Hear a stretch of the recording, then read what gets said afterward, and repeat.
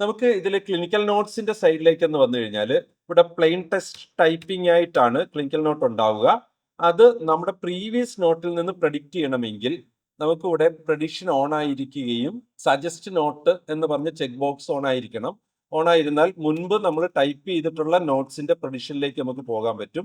Similar സെന്റൻസുകളെ template ആക്കി വെച്ച് clinical not ചെയ്യാൻ പറ്റും. ആ ബർഗർ മെനു, ലെഫ്റ്റ് ടോപ്പിലുള്ള ബർഗർ മെനുവിൽ പോയി ഷോർട്ട് കട്ട് മാസ്റ്റർ എന്ന് പറഞ്ഞ ഒരു ഓപ്ഷൻ ഉണ്ട്. ആ ഓപ്ഷനിൽ വന്നിട്ട് കൺട്രോൾ ഷിഫ്റ്റ് ആഫ്റ്റർ ഞാൻ ഉപയോഗിക്കുന്ന കീ കോമ്പിനേഷനാണ് കൺട്രോൾ ഷിഫ്റ്റ് ദെൻ ഐ എന്ന് പറഞ്ഞ ആൽഫബറ്റ് ഞാൻ ഉപയോഗിക്കുകയാണെങ്കിൽ എനിക്ക് എന്താണോ വേണ്ടത് അതിന്റെ ഫോർമാറ്റ് സ്ട്രക്ചർ എല്ലാം സെറ്റ് ചെയ്ത് എനിക്ക് കൺട്രോൾ ഷിഫ്റ്റ് ഐയിൽ സേവ് ചെയ്ത് വെക്കാൻ പറ്റും.